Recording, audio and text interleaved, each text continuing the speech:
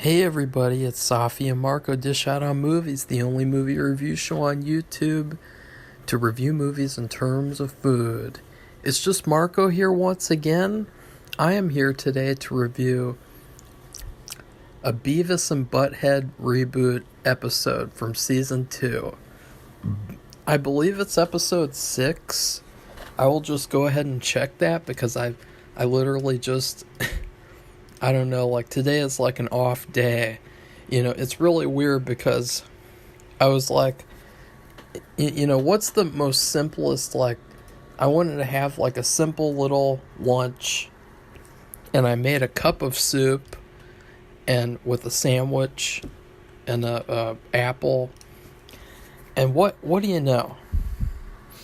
Ugh. Okay. So as you guys can tell, sorry, that smelled so bad. There is something wrong with the cup of soup. I don't know what it is, but it smells so terrible. And it's like, I don't think it's the water because the water tastes fine. It just tastes like, generic water. But there's something wrong with the soup. And I was like, how the fuck is this? Like, how did they mess up boxed soup? Like, how is it that it's like they're so fucking lazy, they're so bad at just making foods that are okay to eat nowadays that they literally can't even give you like a soup powder without it being a problem. I mean, what is this? What is wrong with this soup? It's terrible, and it's like darker too. It's like kind of dark and weird looking. It looks kind of weird, and it's sad because it's like cup of soup is a great little lunch, and they've ruined it now. Like, I'm never gonna look at cup of soup the same again, and that irritates me. And all the other things taste fine too. Oh, this is actually episode 7, so it's a good thing I looked it up. But I just wanted to get that rant out of the way because it's unbelievable. The first story was the day Butthead went too far. And in this episode, Beavis has a bad sunburn from passing out after doing like a slip and slide in the mud. And Butthead continuously slaps him. And he says, "Don't do that. That's where my sunburn is." And he keeps on doing it. And then Beavis finally, he breaks. It's established now that he is able to reach a breaking point with Butthead. And so he wants to kill Butthead. And he tries to meet this guy at a diner. That doesn't work out. And so then he goes to a Home Depot store.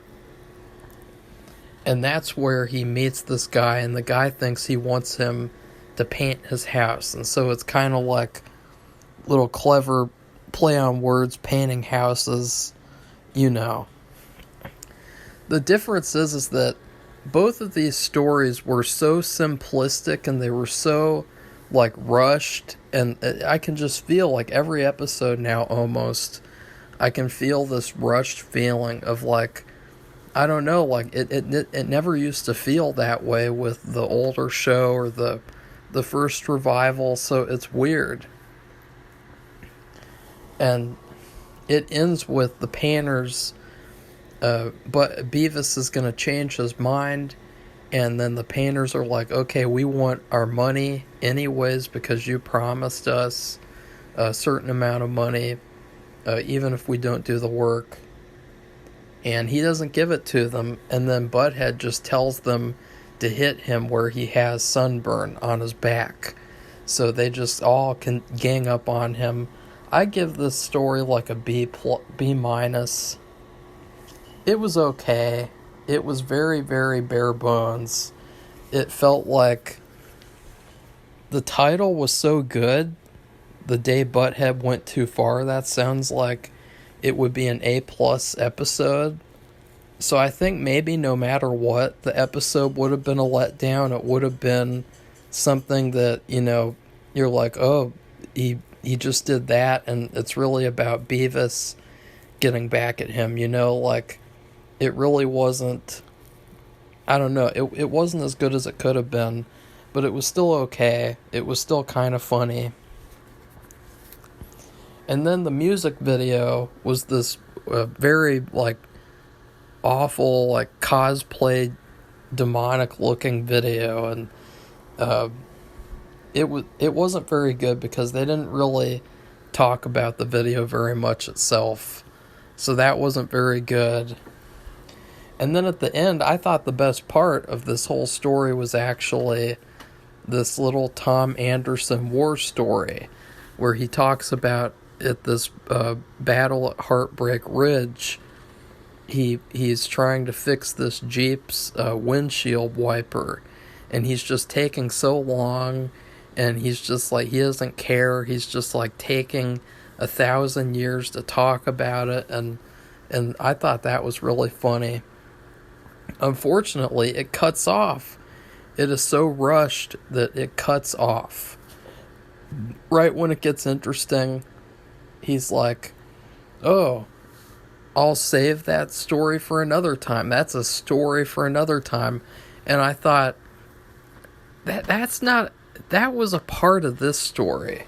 That's not like a story all of in itself. Like, this is the same story, like, but it's because of this time limit thing. It's because they're really strapped for time. So they either gotta have like a perfect set of jokes, a perfect comedic episode, or they're screwed. In 1 second, I'm gonna let the cat out of the room.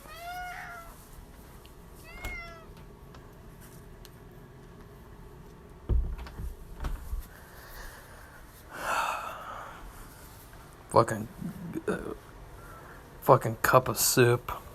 Piece of shit. So anyways, the best part of that first story was definitely the war story, even though it was unfinished. I would also like to mention I wanted to tell my own story, although I don't know if I told this story before or not. I don't really remember doing that since I didn't review as many episodes last year of this show, and I really can't remember, though, like, if I ever mentioned this, but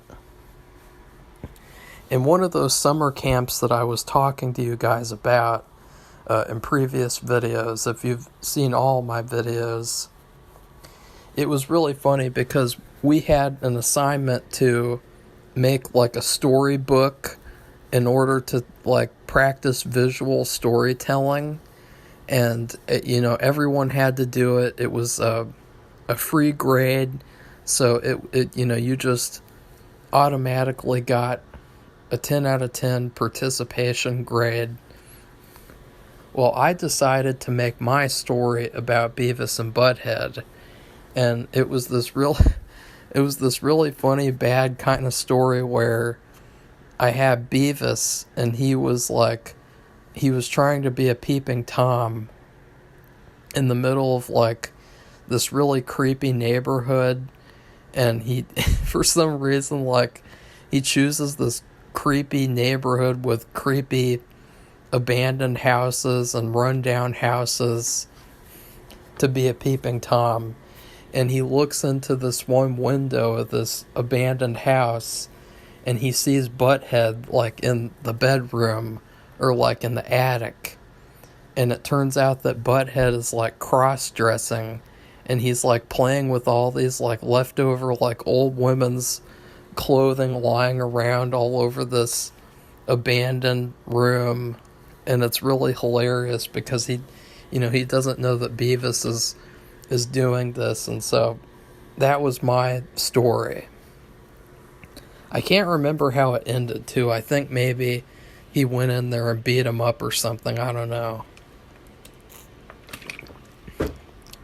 And I turned it in, and it was really funny as well because we never really got back our stories. Like, they just sat in this little area, this bin, this container, and then they were never handed back to us to take home.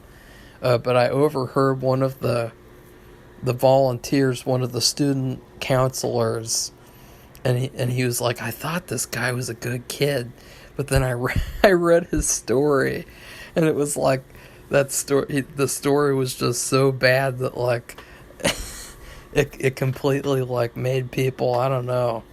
So I thought that I should share that because I don't know if I told that story last time, and it is related to this show. And then the second story, I mean, both stories in this episode were pretty mediocre, honestly. So, but the second story was Spring Break. I thought this episode was a huge waste of potential. Huge waste. It is actually Christmas break, and once again, like, some of these episodes, I just question how could they really be this stupid? Like, there's a difference between being stupid like they were in the original show and then being as stupid as they are now. But they go to school and they can't because it's Christmas break. And so they think automatically it must be spring break. And I thought, this is ridiculous. Like, they've been in school for years and years and years. Like, they would know that there's not just a spring break, and they don't even look at the giant Christmas tree out front or the Christmas decorations. It was like purposefully, like, I got it with it was much different with that strip club election episode where they saw the real strip club and then they just ignored it. You know, that was different because they still acknowledged it. But in this episode, there's a giant Christmas tree, giant Christmas decorations, and they don't even care. They're just like, it's spring break. But then here comes the fun part. They want to go to the Jersey Shore to party for spring break. And I thought, you know, that's actually a really good idea, especially if they had done it in that last revival when they made fun of Jersey Shore a lot. And I thought it would be a really funny, like, movie idea if they just did like a movie called Beavis and Butthead Go to Jersey Shore. And then we see them interact with all those weirdos from that crappy show. But anyways, they don't do that in this episode. Instead, they get in, they want to mail themselves to Florida. But instead they get taken away by a garbage truck and put in a landfill. And that is where the comedy begins for a couple of minutes. Like, this is a very short story. It's only 7 minutes. And that's not counting the video reaction.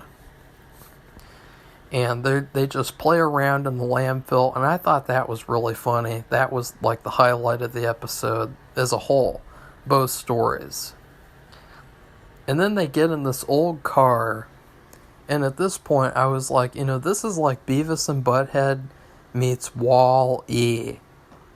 You know, that animated Wall-E movie. But the car gets picked up, and they're just about to get put into the car crusher. And this is where it got kind of interesting. They got killed in this episode. They got killed like a typical Simpsons cartoon style. They got killed at the end of this episode. I thought that was kind of weird. I would give the story a B. I thought, like, all the comedy at the landfill was great. And Beavis, like, saying, like, the Jell-O shots. I don't really think those were Jell-O shots. It was just some gray stuff in this milk carton. And Butthead is like, yeah, it's gray because of all the vodka in it. And that was all really hilarious. In terms of the video reaction, it was some sort of a snake sanctuary where this guy visits it. And once again, they have these jokes that just do not hit at all. There are these jokes that it feels like they just come up with these like quick jokes, and they don't really have much time to think of great ones because they're so close on time. You know, it's like they have such little time. Let's jump to the Beavis and Butthead bingo card of like all the different things they just say all the time. And one of them is, oh, this guy sleeps in his car.